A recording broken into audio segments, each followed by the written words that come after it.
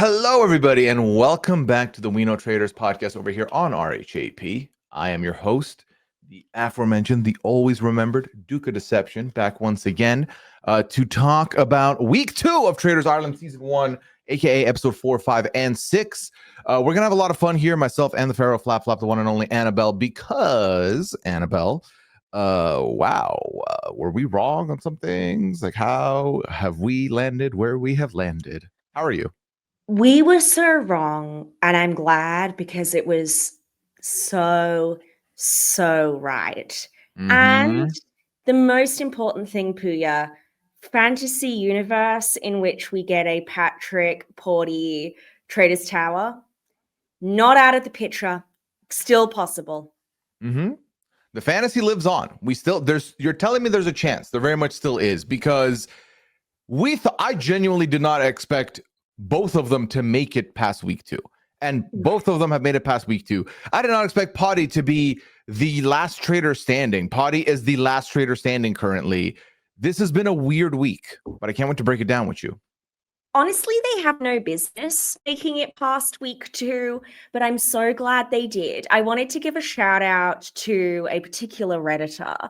Let me just here we go. Bright Tops. Shout out to Bright Tops, who pointed out Traitors Ireland is like someone wrote a fan fiction of the Traitors. And it really is. Like, I just want to see Porty and Patrick do the enemies to lovers of it all. You know, if this was Pride and Prejudice, we've got Porty as our Elizabeth Bennet. We've got our like slightly rude, off-putting Mr. Darcy and Patrick. Does that make Nick, the guy whose name began with W, you know, the military dude who turned out to be slightly nefarious? Yes, it does. I'm here for it. I'm living for it. Nick is going to run off and get somebody else pregnant, probably Andrew, and I can't wait. Yeah, it's very interesting, because in trying to answer the question of because the season 1, you always have to feel like, okay, where does it land? What does it compare to? And to me, it's a very fun combination hybrid of, there's people who clearly have no idea what they've signed up for, and then there's people who have clearly know exactly what they've signed up for, almost to a meta level of strategy, but then they still spill the beans like they have no idea what they've signed up for. So it's been very fun. It's been a very fun experience through 6 episodes. And I always do enjoy also looking at a first season of a franchise to see what have they taken from the other franchises and what have they left behind. Because I'm telling you, one of these missions I never thought we'd see again, and we have now seen again. So here we are. Again and again and again. I'm actually skeptical that these players have watched more than just the UK version. I'd love to be proven wrong on this, but you know me, Pooya, I love to do my research. Have I extensively gone through all of their follow lists on Instagram? Yes, I have. Amazing. I think that they're definitely across the UK seasons, which is better than nothing. And some of them, like, I'm sorry, Faye, I'm not getting from what we're watching the vibe we have really watched this before. Is that shade I detect? That was a little shade. It was a little shade, but she's still popping on camera, and we love that. Yes. Yeah, it's I mean, to your point, I think if they have only watched UK, or most of them have watched only UK, that's still better than watching zero to me.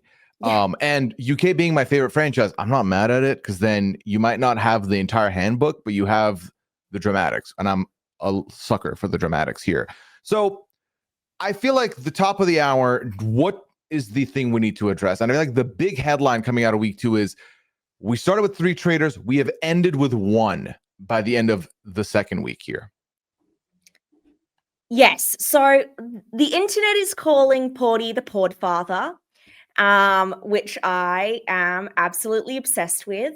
And as he says to Caitlin at the end of episode 5, you guys came for me, but guess what? I won. The Podfather won, bitches. Get back in line. I didn't expect him to be able to pull it off, because to me, it's so clearly the meme from The Office. It's like the standoff with the 3 people pointing guns at each other, because my God, could they have made it any more obvious that they were all in cahoots? When we had that scene where Eamon and Caitlin strategize, then pull up to Potty in the middle of 4 other people. And can we talk to him? And just send everyone off. I was like, okay, just tell everyone you're working together. Why don't you? Just put, you know what? Just wear the cloaks into the round table. You might as well. Because what are we doing? They are so bad, Pooya. Like, I don't want to be hyperbolic and recency biasing, but I'm really like, they should have watched the US because Dan and Danielle walked so that these traitors could run when it comes to being absolutely garbage at being traitors. They did this entirely to themselves. This has nothing to do with masterful traitor hunters, super observant, faithful. They couldn't have tanked their games harder. Like, frankly, and sorry we didn't give Owen enough love last week. We have a lot love going is coming on in our lives right now. And we love Owen, hottest there, queen, slay. Appalling she is the only person who has put together these pieces. I get it. It's easier when we're watching, but they couldn't be more obvious if they tried. Yeah, Oyen also, going the Mark route of not being wrong ever. I think Mark has now been wrong, whereas Oyen is not. So shout out to her. But here's the thing. I 100% agree with you. It seems to me very obvious. At the very least, Annabelle, the one thing that is very clear to them is, okay, Eamon and Caitlin 100% were attached. They are 100% a pair confirmed. That's what we see. That's what we think is the case. So I'm like, okay, one extra step though. Caitlin and Potty are Spider-Man memeing each other. Also, then Potty shifted to Eamon. It's right there in front of you. And I think there's a world, because earlier I mentioned that some of these players may have watched some Traitors and then still spill the beans. By the end of episode 6, it's very clear that some of these people are like, well, we knew them. Why did we get rid of them? Because then they have to get replaced and we can, keep them for later. I think there's every bit of chance that Potty is one of the Potty's like, to me, who Potty reminds me of? Remember Traitors Canada season 2? He's got that energy. Everyone knew John Michael was bad. And then they kept him. They just kept him. He was fine. He didn't go anywhere for a little bit. I think that's where Potty's at. I think he was like the first one sussed out. They were like, but he ain't going nowhere. He's like, we've trapped him in a corner. Let's look elsewhere. So I don't even think he's completely safe as of yet. I just feel very surprised how quickly everything tumbled. But I will say we have to credit the Traitors for this. The Traitors outdid themselves because they gave the faithful everything they needed to get ousted. Absolutely. It's 100% their fault. You're so right. Porty is so Michael John coded. Give me the Michael John Porty Ghostbusters reality show because that would be hilarious. Yeah, they completely tanked this. Now, I do want to say, I think Eamon in particular has been getting a lot of hate online, as has Caitlin. Partly I think because Eamon's also Garda, and Caitlin, I mean, maybe there's a little bit of sexism going on there. But I don't think they didn't do anything particularly egregious. Of course, from Eamon's point of view, Porty is absolutely terrible at this game. And frankly, he's not wrong. All 3 of them, absolutely terrible. But I also don't think they did anything, out of line or egregious. Eamon, for me, his real problem was that he was too eager. He wanted to control the banishments as well as the murders. He never needed to get involved in the Caitlin Porty beef of it all. He was just too excited to be there and doing too much. And perhaps he has that kind of personality. Can't imagine who else does, where they see a conflict situation or they see a situation to rise and put their hand up and they're like, yeah, girl, look at me. I'm here. I've got this. Where was Dave? This is why it was such a crime to lose Dave first, because Eamon could have hid behind our mate Dave. Yeah, we talked about some of the fumblings they've done now as players in just the regular day-to-day. We can also talk about the fumbles they've done in the conclave, because we said last week, Michelle's going to probably go. Michelle should not be the one going.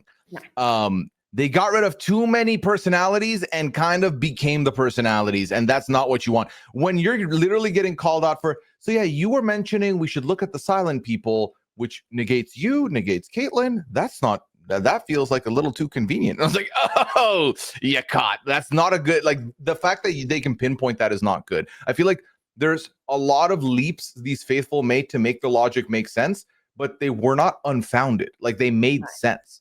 We've had it before where someone's like, I think this person's a traitor for XYZ reason, and all of them are wrong, but they are a traitor.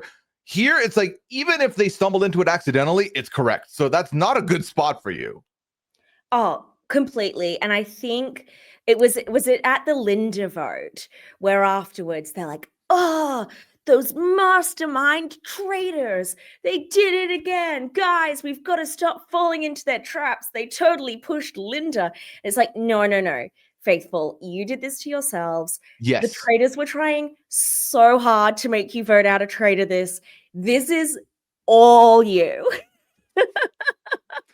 Yeah, if I look at the traitors' votes real quick, did any traitor vote for a non-traitor these 3 episodes? I don't think so. I think they were just Potty did vote so Patrick eager to get rid of each the other first episode, episode 4. So we have in So Eamon votes Potty, Caitlin votes Potty votes Patrick the first round. In episode 5, we had Eamon voting Potty, Caitlin voting Potty, and then Potty voting Caitlin.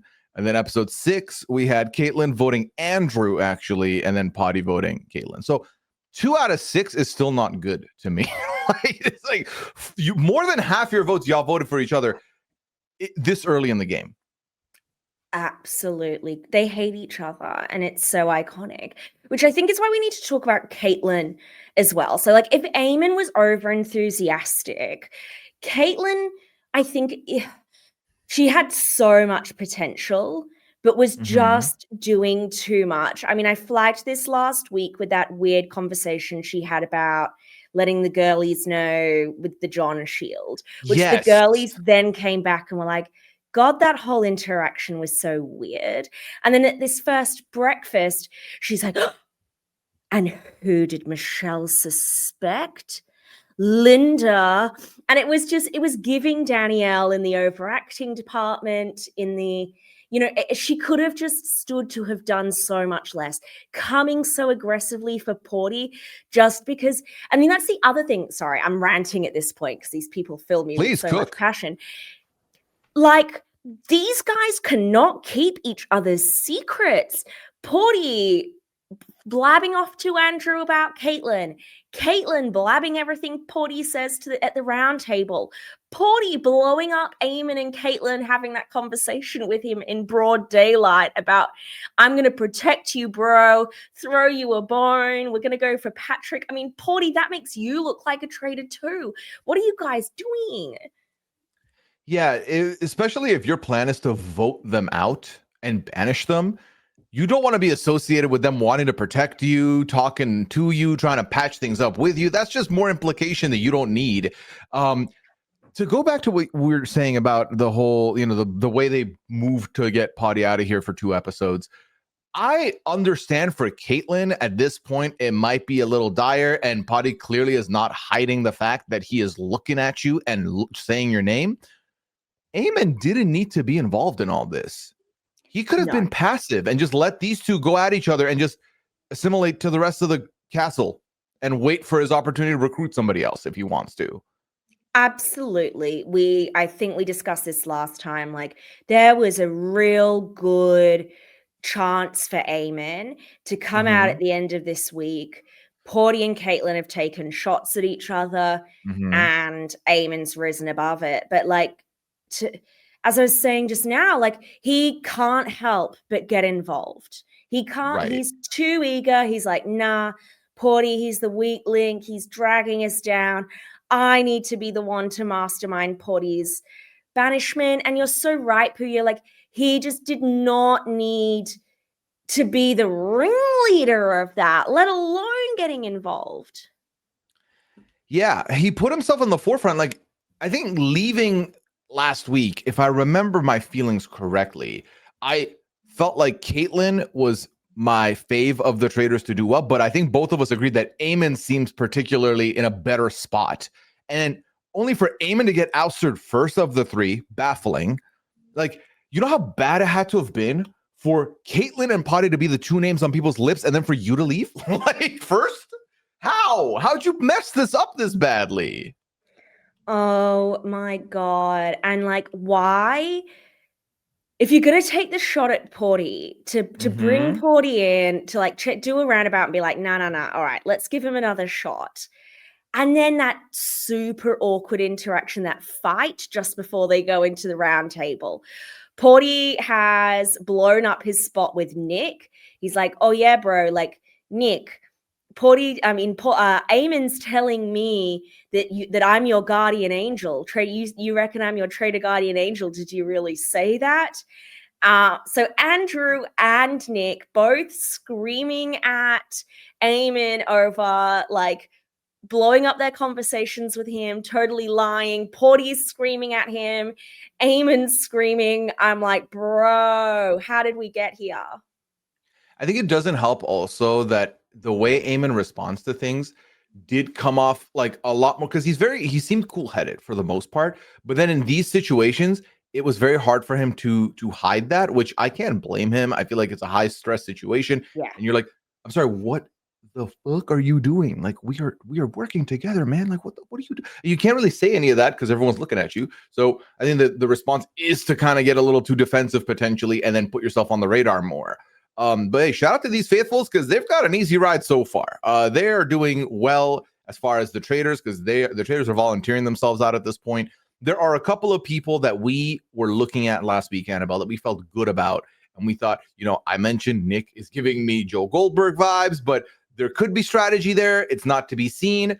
The strategy's out. Nick knows a little bit of ball knowledge. He's got a little bit going on. Here's my issue with the ball. Okay, well, what is happening? There's a lot of, your eyes are saying a lot that your mouth isn't saying. No. Finish that thought because I've got thoughts on him. Okay, so I wanted to see him know a little bit more, do a little bit more, say a little bit more, and we get some insight into that. I think that, and this has been a debate from the early days of traitors, the whole angel thing, the whole, if I know there's a traitor, I hitch my wagon to them, I take them as far as I can, and then I cut them. That's ideally how you win and you're safe, blah, blah, blah, blah, blah, blah, blah. But we've also talked about how, yeah, you can pick one. You cannot have three. You cannot have two. Pick one and ride with one. You might have to let the other ones go, maybe down the line. If you have like a lot of traitors you're working with or you figured out, let's say. But I think the number one red flag for me is do not share that information with other people. Never tell them that's what you're doing, because now you're an untrustworthy faithful at best, or you are a traitor at worst. Like that is, and both those things get you banished easily. And if no one trusts you to share things with you anymore because they think you're in cahoots with a traitor, that's also bad. You're basically shutting down all of your communications, which you do not want.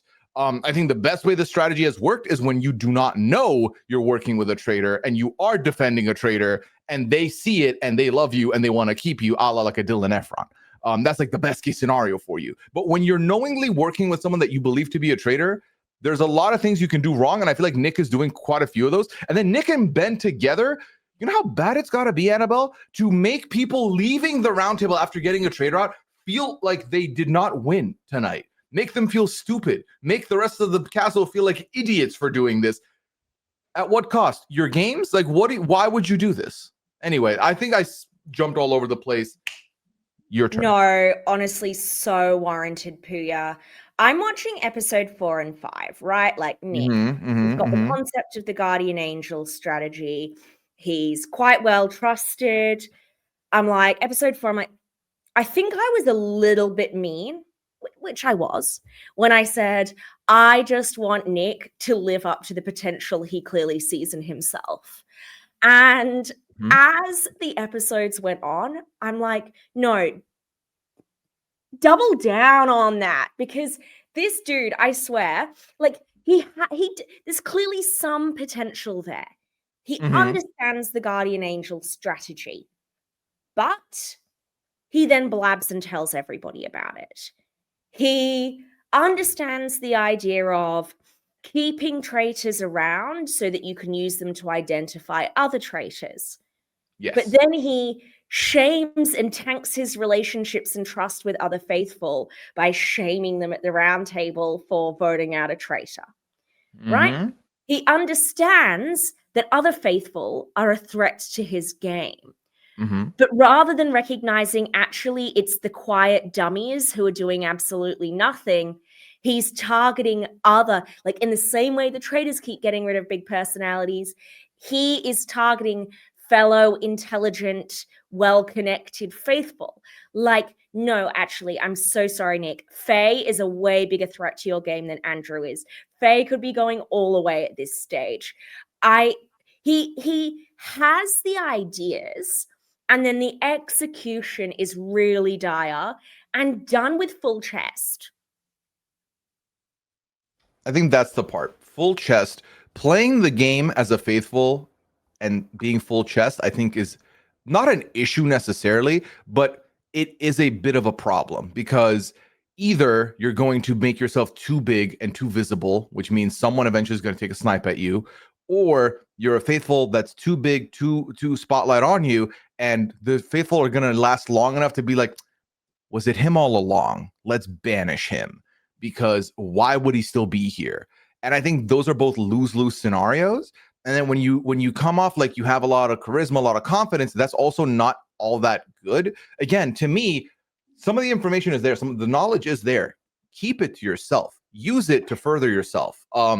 You do not need to share with everybody that, hey, y'all are idiots. We had her. We could use her to our advantage. Who is our? You can't all use her to her advantage. You keep her, someone dies tonight. If you're basically telegraphing to everybody, I don't think I would have died. One of you suckers would have died, but you're stupid for not letting me stake the keeper. I don't think you do all this. I think this is too much. This Reddit bro alliance, I cannot, Pooya. You manifested this. This is your fault. This is on you. I did manifest it, and I hated it. He was, again, I don't ever want to advocate for quiet, faithful gameplay, even though it's more effective. I want to see big, brash faithful. I want to see 20% of what Nick is doing. Like him coming out knowing Porty is probably a traitor and saying to Eamon, you have fundamentally misunderstood Porty. It's not that he should be keeping your secrets. It's that Porty is a good, limerick, loyal man. And I'm like, yeah, Nick, you climb up that ass. You make a nest there. You're killing it. Love that. Slay. Then telling everyone he's your traitor guardian angel. What are you doing? And can we just talk about rejecting the recruitment for a second here? Oh, I forgot. Porty has this iconic line where he's like, yeah, I love Nick. I mean, I get along with Andrew, but not the way I do with Nick. And I mean, obviously that was just Porty downplaying his relationship with his son, but still, snaps, iconic. This is why Nick's involved in my fanfic romance. Okay. Wow. This is what Pilot Pete did. You get a little arrogant. You're like, nah, I'm staying. And then to come in all confident, like, yep, I ripped it in half. This man can't keep his dick in his pants, can he? The way he sauntered into that breakfast. Put it on the table. He's like, yep, They wanted me bad. I said, no, I'm too good for you. You could never have this. Nick as a character. I just want to clarify, even though this has been a bit of a rage fest, I'm obsessed with Nick as a character. I think he's so fun. To be very clear, any person we talk about on the podcast is a good thing, even if it sounds like we are roasting them or being mean, because they are characters that are making us care about the show, that are eliciting emotion. That's what you want. To Annabel's point earlier, we never want to endorse a silent game, because as good as it is for you, it's bad for us as viewers and entertainment. So it's like, you played effective, but at the cost of my fun. So I'm happy what we're getting from Nick. And like, I hope he survives next week to see what happens, because the man pushed Andrew's name to the moon, and now Andrew is probably going to be a traitor with his dad. We got a father-son reunion in the conclave. Because if Andrew says no and Potty killed his son, that's just comedy. You can't make that up. That is so funny. Again, I saw a meme on Reddit where they were like, Porty, the poor father, he made an offer his own son can't refuse. That's so funny. I love this so. Well, this is the thing. This is just the love triangle getting more extreme here, because even though Nick has completely effed this up, he's probably not going to get murdered because Porty loves him, even if Andrew kind of wants him gone. But I think, again, who knows with this wild cast? It's giving Canada in terms of I can't predict it. I think he's got to get banished. I'm sorry, but after publicly revealing that he is playing a Traitor Guardian Angel strategy, and that B, he would rather target faithful he thinks are a threat to his game than traitors. The faithful ain't keeping him around, and they shouldn't keep him around. If they know he's going after faithful, you as a faithful are incentivized to get rid of him. That's the question I was going to ask you.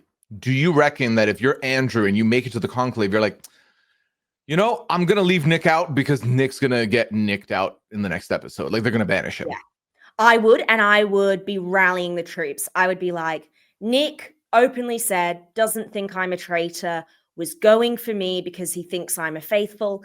Fellow faithful, we can't have that around. And I wanted to discuss this strategy from Ben and Nick, because even Nick has the self-awareness to say, okay, we handled that terribly. Now everyone hates us. The concept, though, of targeting faithful over traitors when you think you've identified a traitor and you think that they like you and you're on side. What do we think about this from Ben and Nick as a strategy? Here's the thing. If Nick's argument is, I know Potty's won at this point, he ain't going nowhere, I need to keep him, cool. But the way he was not mocking them, but like telling him off for taking out Caitlyn, I'm like, how close were you to Caitlyn that this should matter to you? Because Caitlyn could just chuck you out in two cycles anyway. Like, I don't understand why. Like, again, I think there is a sound argument to be made of, well, if we don't get rid of the traitors, we know who they are. We will not be like walking through a blind path because a new traitor pops up. That I understand to a certain degree, but even then, I'm like, well, the reality is there is a finite amount of roundtables we have to survive as a faithful. So I need those seats to be accounted for, so I'm not banished at the round table. Obviously, I don't want to get murdered overnight, but you have a lot less control over getting murdered overnight, regardless, because at the end of the day, even if you have figured out a traitor and you're like, they're protecting me, we've literally watched Potty not advocate for his own son to be recruited before Nick.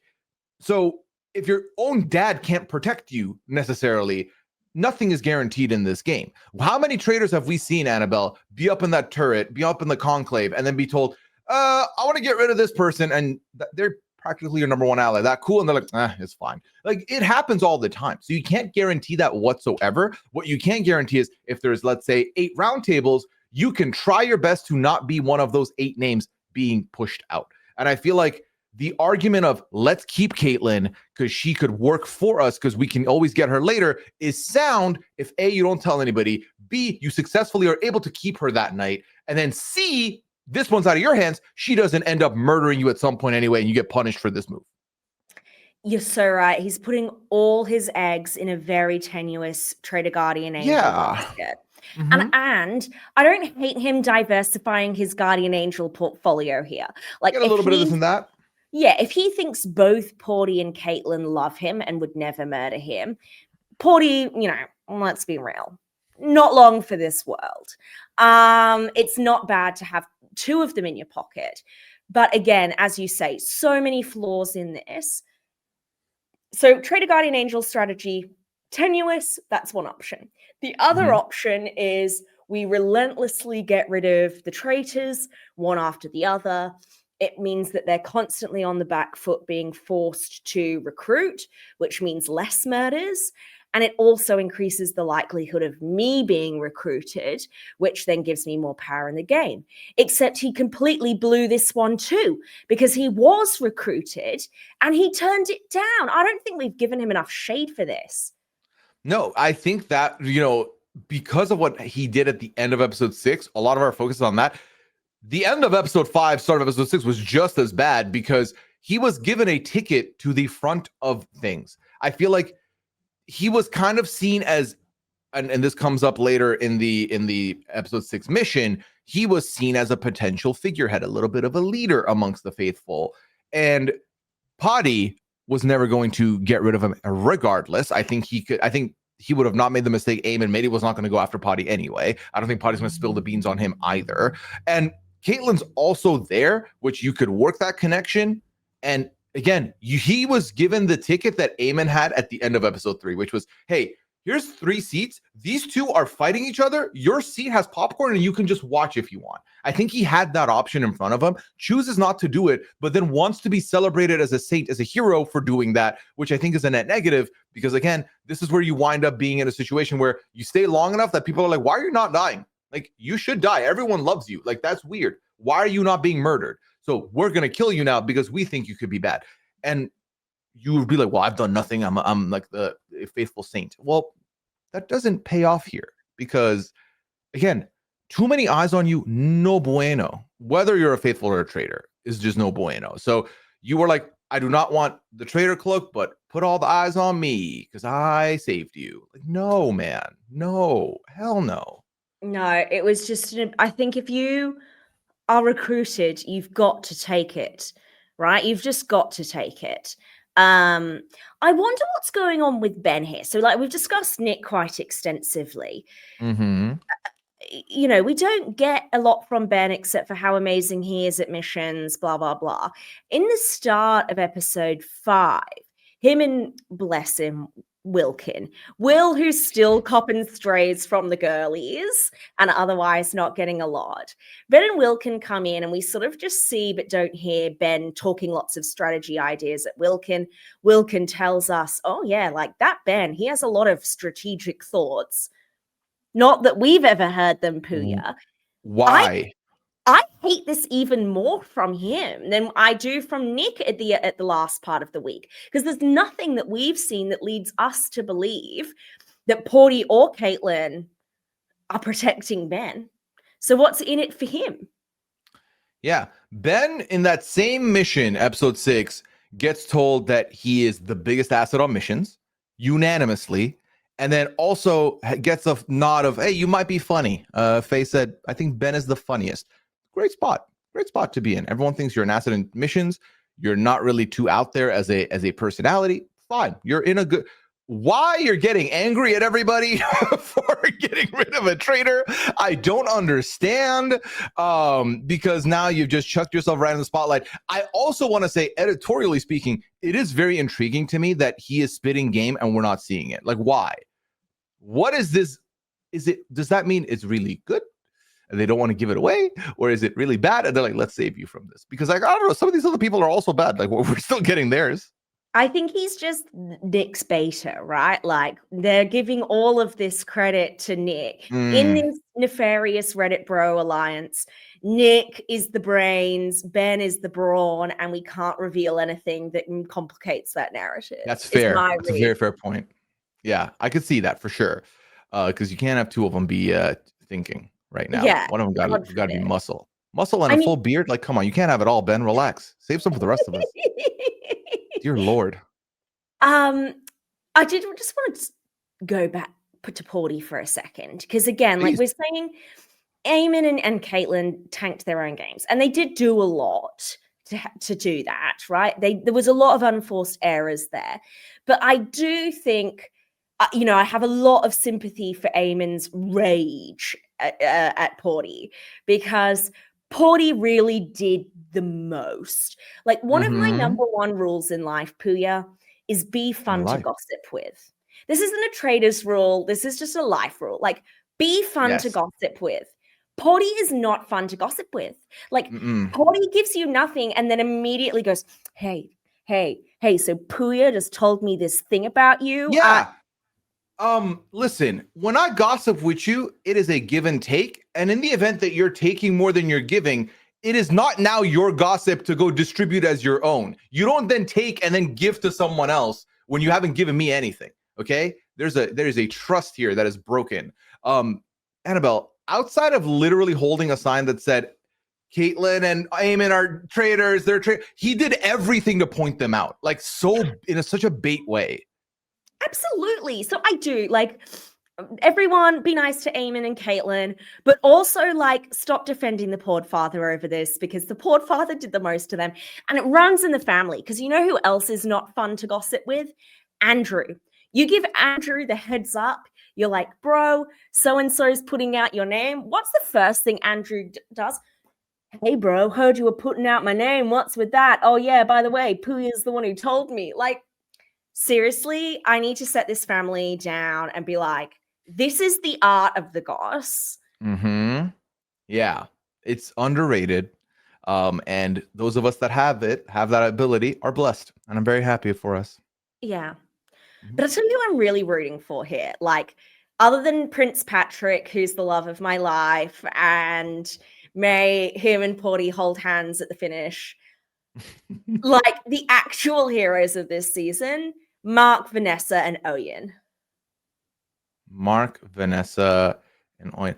You know what? Vanessa and Oyen both, especially, I feel like we're not seeing enough of them on the show. But when we do, they're not wrong. Like, they're batting 100%. Absolute 100%. Mark should not be here still. I'm sorry. Mark should have been murdered. And I say this respectfully. I'm not saying I want it, but Mark should have been murdered. I don't know why Mark is still here. This is a mistake on behalf of the traitors. But no, Oyen and Vanessa have clocked a lot of the games in this castle. And I just worry because I currently do not see a path for either of them to enter the conclave, which means that they just have to follow the strat of, all right, let me just make sure that these seats leading to the round table are not me, and then hope the traitors don't take me out. Absolutely. I mean, Mark, you're so right. Voted funniest in the house, universally beloved. Everybody thinks he's faithful. I've not heard anyone bring up his name. And he's got really good reads. He's really good at clocking. Like, same with Oyen. Like, Oyen, yeah, she's probably not as socially connected, but really good reads. And then Vanessa's probably the most forceful of the three. Like, she's there, she's putting out her ideas. A lot more vocal, yeah. Yeah. So I really, really like the three of them. I don't see a great path to the end for them. Again, you kind of want to be a dummy, dumb. But we could get we need a good recruitment. And I'm what do we think about Andrew? Do we think Andrew's going to take this moving forward? I'm sorry, but Andrew's alternatives are take this or leave. And if he chooses leave, bro, come on. And he knows it's his dad left. Like, he knows Potty's the other. He has to know. He's gonna take this. He has no choice. He's got to go save Papa. He cannot let Papa be alone. Someone needs to save Papa. Someone needs to save Papa. Yeah, I wonder if he can go far, especially if he gets rid of Nick. I don't see Porty making it to the end. And Nick is the one who's really gunning for him. It didn't seem like anybody else really bought. Like, there wasn't any evidence against Andrew. There was, so Ben, Caitlin, obviously we're going for it, and Nick. But then what were Mark and what's going on with Joanna? I mean, that's a good question to ask. Listen, Joanna had a birthday, so she gets a pass. We will not talk about Joanna. No, Joanna's like, respectfully, just there and wrong. Like, that's the vibe I'm on right now. You know, we talk about Faithful not wanting to put out a lot of information, be a little dumb to make it far, not be in the spotlight. Joanna's kind of ticking all those boxes for me right now, but it's a getting to the end with no agency, which is not ideal unless you are in a group Faithful win where they're like, well, it's not Joanna, so we ain't gonna banish Joanna.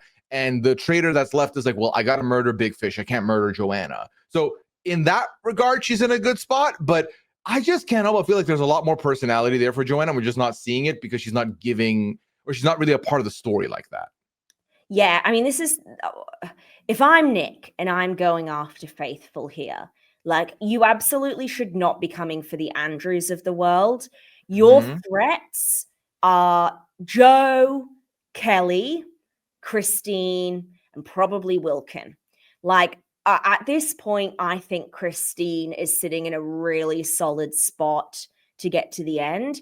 She's well liked and well insulated. She's kind of part of this gals crew with Amy, Kelly, and Joe. She isn't viewed as a threat by the traitors because she's not.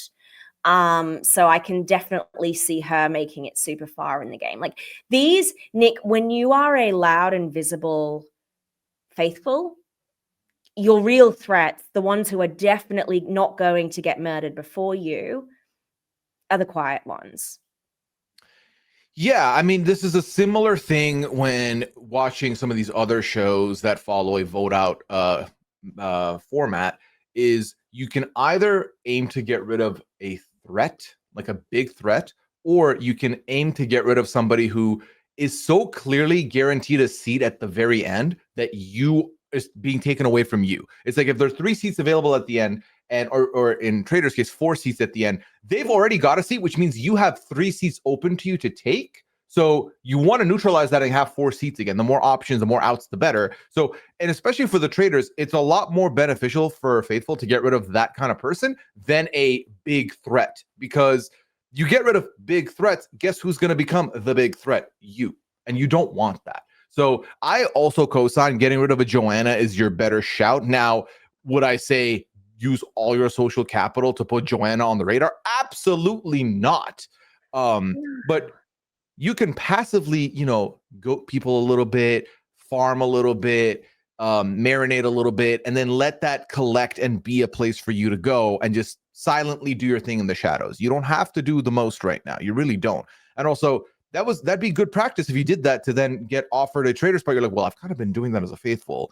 Now I can do it in a formal way. That's good. I don't get murdered now. That's even better. I feel like that's the key, right? That's why I've always said if I ended up going to the Traitors, I want to start as a faithful, because I feel like it is harder to survive the beginning for sure, and probably later. But if you are able to it's a lot more fun, because then if you get both sides of the coin, you got the whole pie. You can never go from a traitor to a faithful, but you can always go from a faithful to a traitor. So being a faithful's fun. I don't know. I love that. Someone I know made it look very fun and very cool. So you know what we haven't discussed that was also one of the most outrageous parts of this week? When we have the second mission, the church mission, and 4 people, our queens, Christine and Joanna, and then we also have Caitlin and one other person who are basically given the opportunity. Actually, this is in the first episode, who are given the opportunity to get a shield. And Christine, John, Caitlin, Joanna.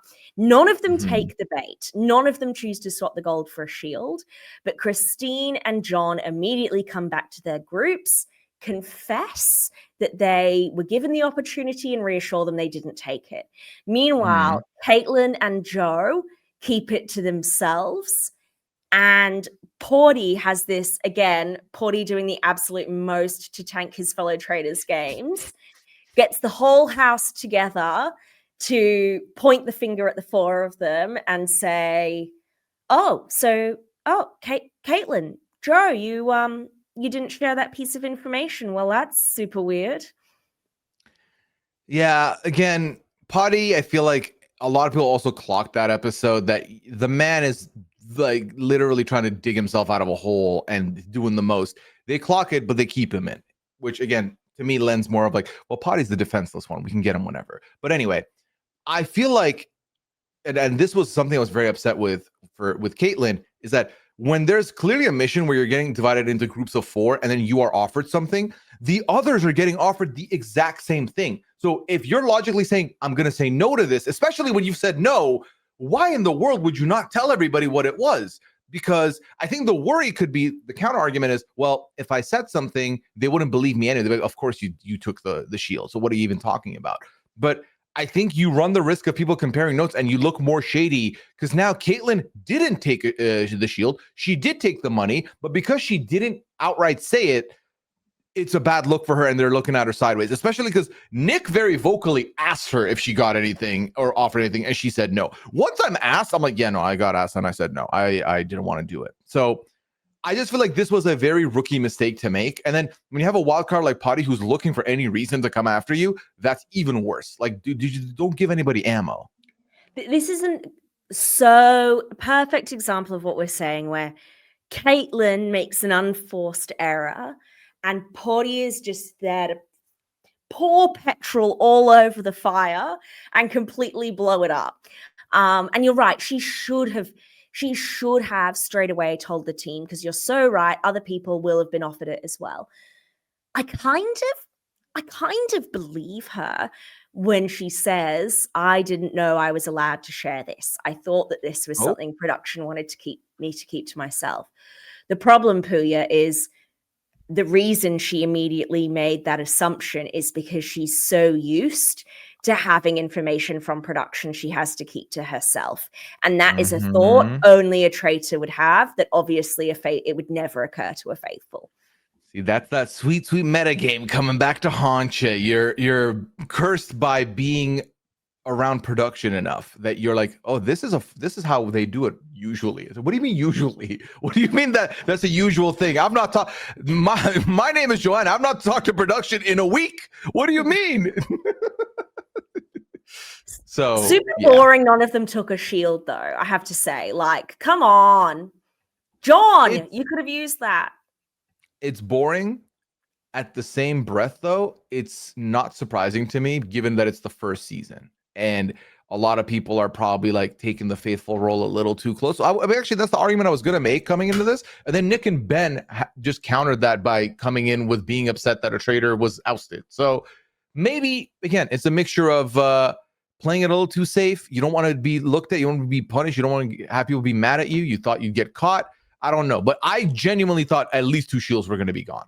So I was very surprised that no one took one. Yeah, I think you take one and you say it's a faithful thing to do. Like, I care about myself.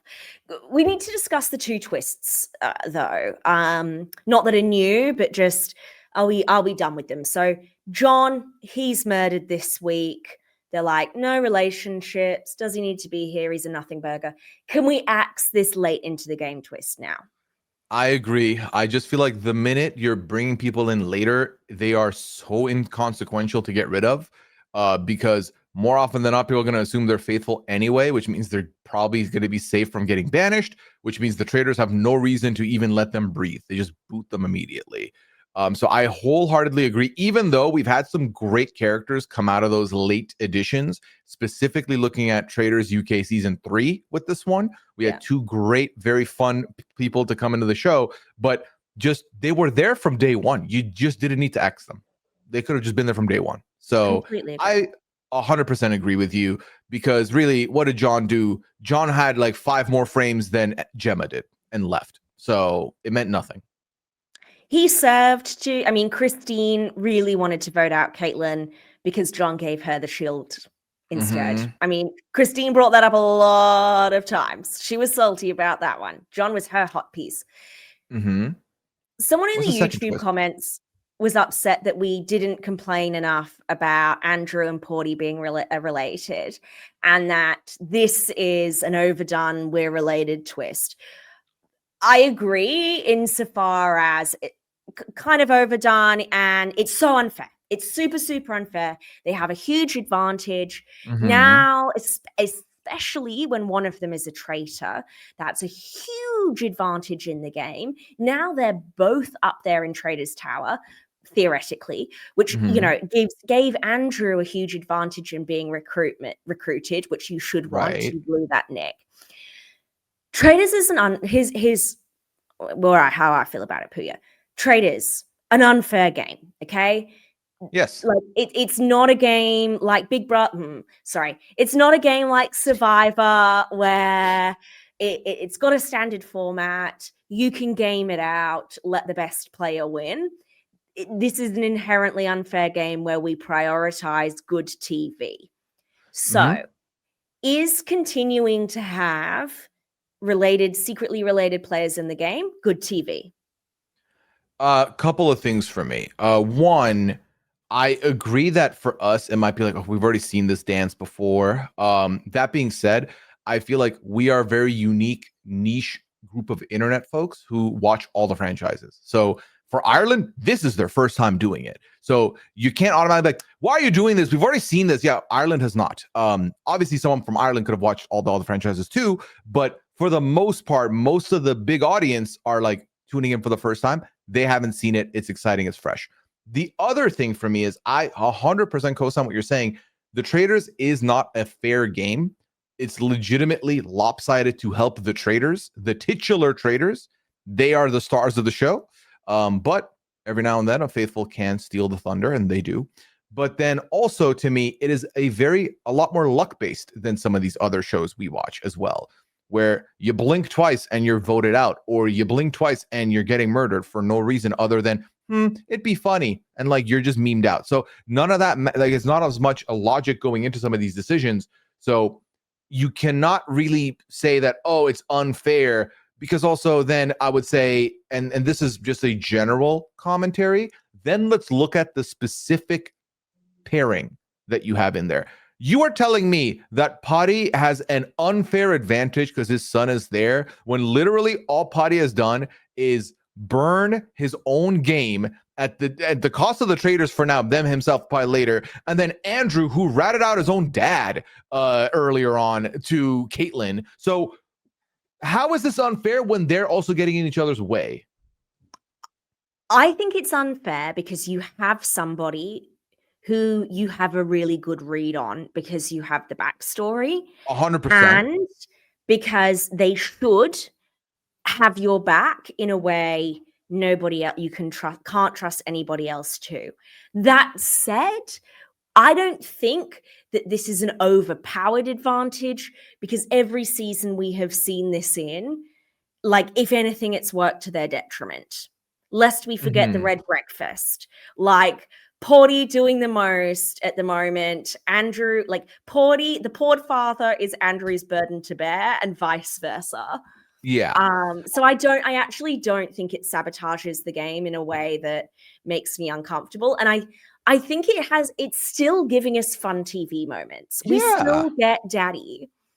We got Daddy. Now we're about to get a father-son reunion in the Conclave potentially, which means that, you're no longer in a place where, well, Andrew got shielded all the way to the end because his dad was a traitor. It's like, well, now they're both traitors. And now, they're both on the same team. They're playing together. Even if Andrew knew his dad was a traitor and he wasn't going to vote him out, now they're both traitors. So I think that neutralizes that a little bit as well. I'm not mad at this twist. In fact, like my favorite, and this is just for the Big Brother folk, my favorite Big Brother twist of all time is when they had secret pairs in season 6, where everyone came in with a prior relationship that no one else knew about. I was a sucker for that. So I don't mind it, especially when it's a cast of 20 goddamn 4 and 2 people know each other. I just feel like if they both got to the end as a faithful traitor duo, and then like Andrew votes out his dad and Potty doesn't even fight back, then I'm like, okay, maybe you're onto something. Liana's always said if we were both on the show and one of us was the traitor, one was faithful, she's like, I would bow out to make sure you win, because at the end of the day, we both win. It doesn't matter. I would not. I would risk it to win it all myself because I'm greedy, because I want the title. But I agree. I feel like I understand some people's like annoyance with like, ugh, this is a trope that's getting played out. But also, I feel like it's not as bad as some people may think. Personally, I'm not yucking anybody's yum, but for me, it's not bad. The opportunities we have here. Porty loves tanking the game of his fellow traitors. What's going to happen when Porty accidentally reveals that, oh yeah, so like Andrew, my boy Andrew, and I were having a chat up in the turret the other night? Or when they fight over Nick, like there's so many. It's going to be great. It's going to be good TV. I feel like also we know this, so we're looking out for this. But every time Andrew's name comes up around Potty's so obviously defending him. And like he's trying to be subtle about it and like I don't really care. But it's so clear that he does care. So I'm excited to see how that amplifies now that they're both on the same team as well. So we'll find out how that goes. Is there anybody from this batch that you're still like, where are you and what are you? Wilkin, we finally got a little insight to where Wilkin is coming from, like his background.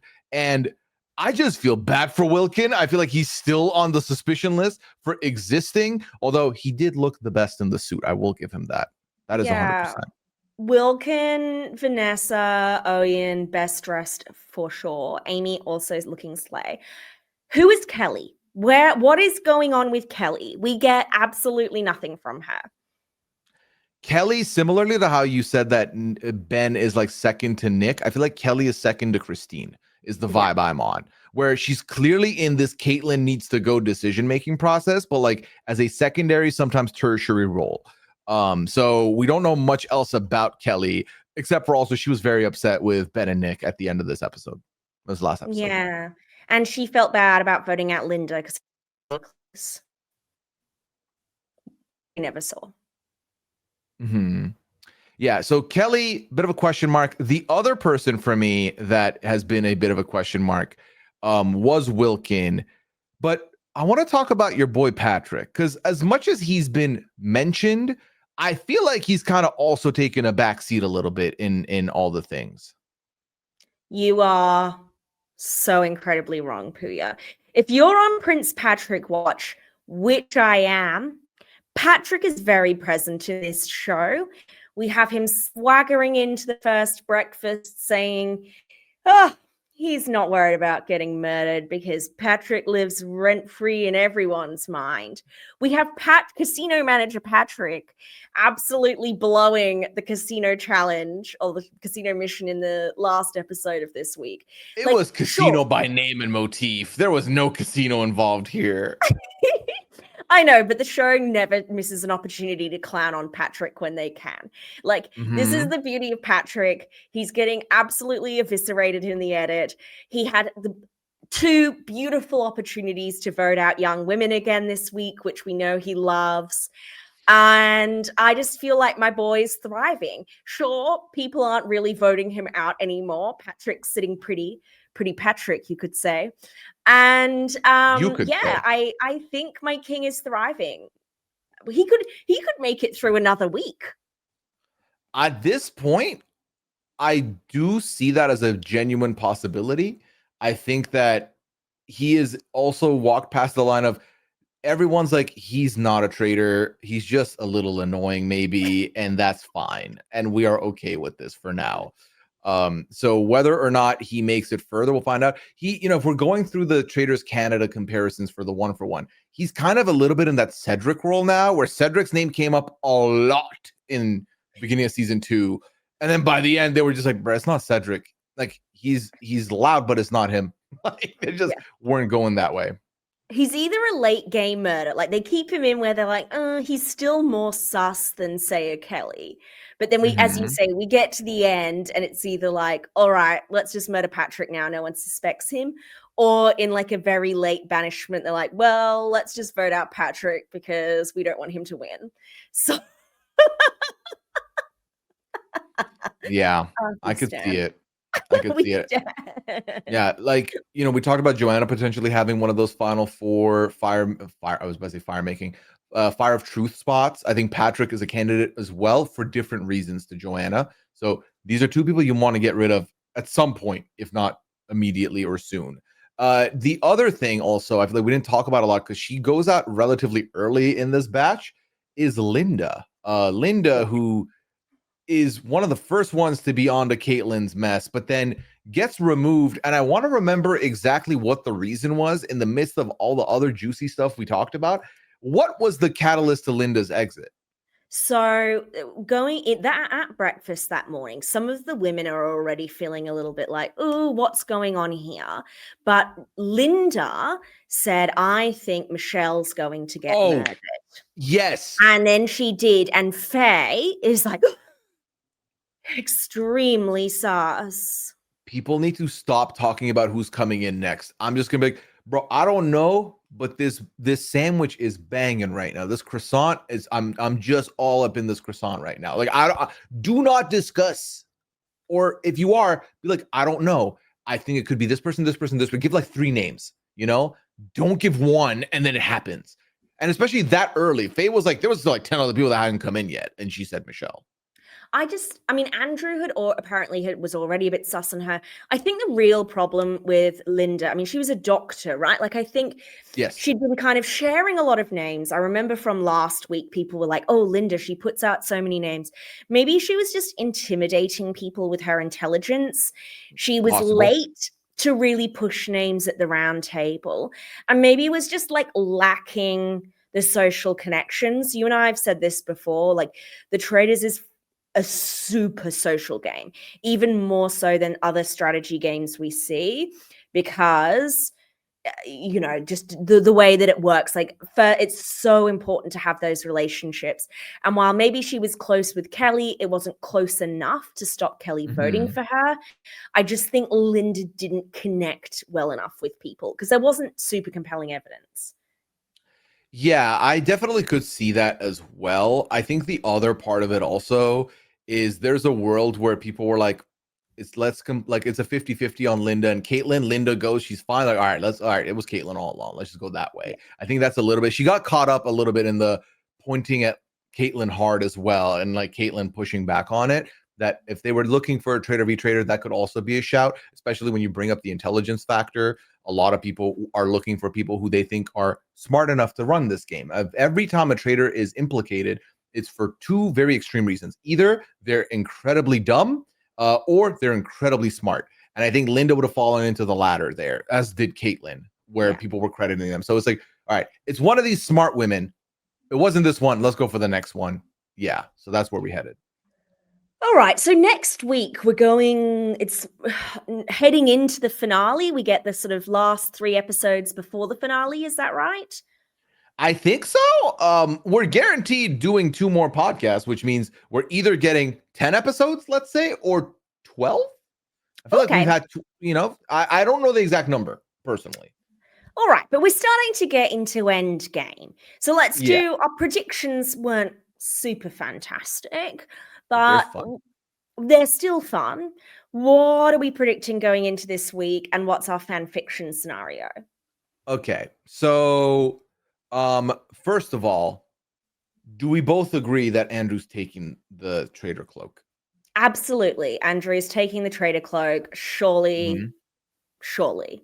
And if episode 7 starts with Andrew declining it and getting murdered, disregard everything else we say from here on out, because we were clearly so wrong and so bad. The rest of it shouldn't matter. That being said, okay, so that happens. Do you want to predict who is the one person you're like, they're definitely getting murdered in this next batch? Mark has got to go at this point. I think he is just too good. I think Owen's too good as well. Like, I think we're going to lose a couple of our heroes here, unfortunately. Yeah, I could see both of them. I would even throw in a potential Faye getting murdered. That's entirely possible for me. Let's go banishment side now. Who is one person you feel like is absolutely going to get banished that isn't one of the traitors? Let's make it a little harder for ourselves. Nick is absolutely toast. And once Nick's gone, there's no one stopping a Porty banishment. Yes, that will be bad for him. I also want to throw in Wilkin. I do not feel safe about Wilkin. I feel like despite there being so much drama with all the traitors, the show still went out of their way to remind us that like some people still don't trust Wilkin. So to me, that feels like now we got 2 traitors out. We're feeling confident. You know who I've been sitting on for the whole season so far? Wilkin. Let's get him out. And then he's just inconsequentially not it. So alternative idea.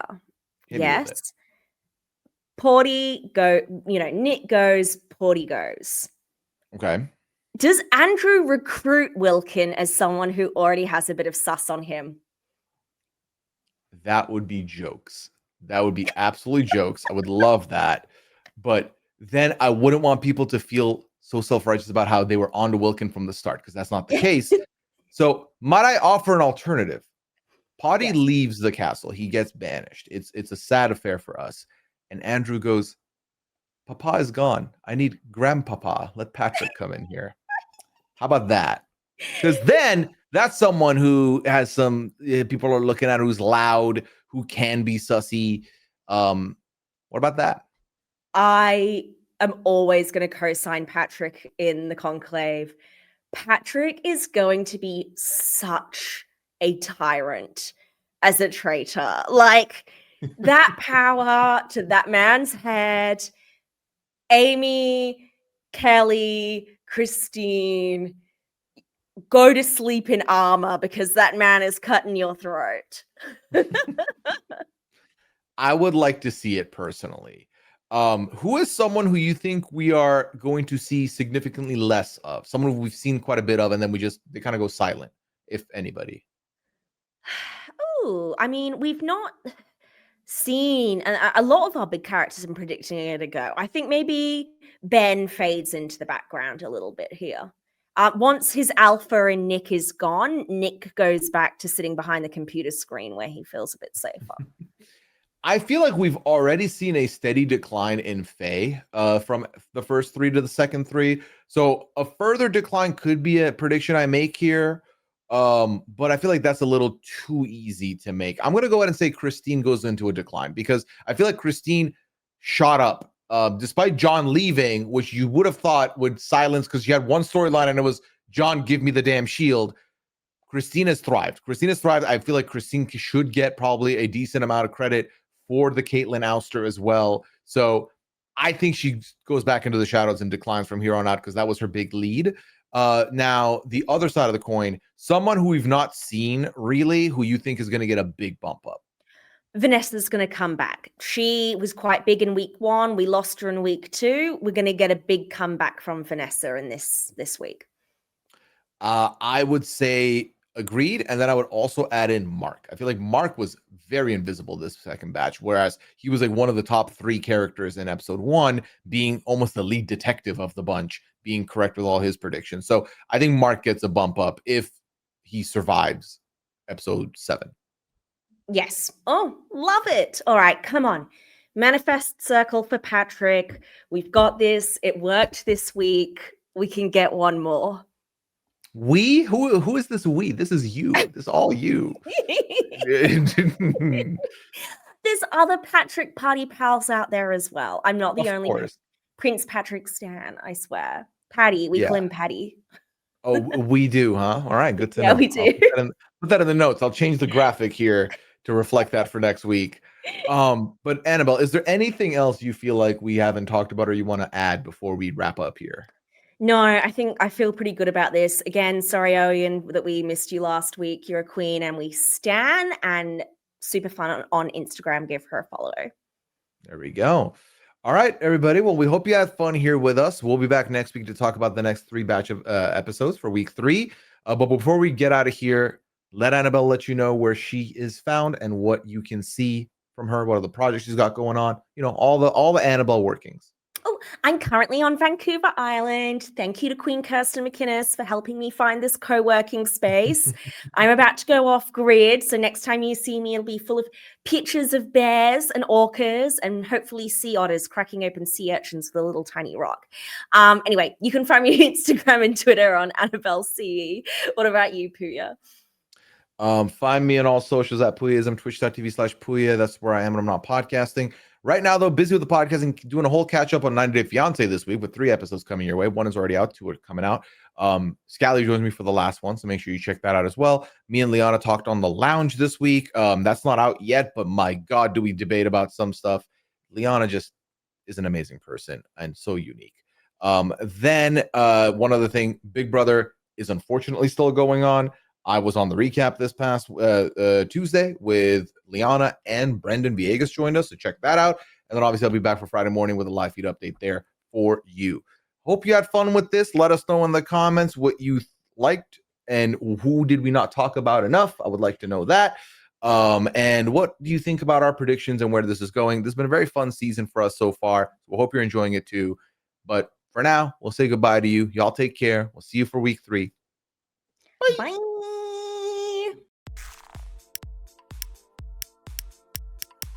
This is RHAP. We Know Reality TV.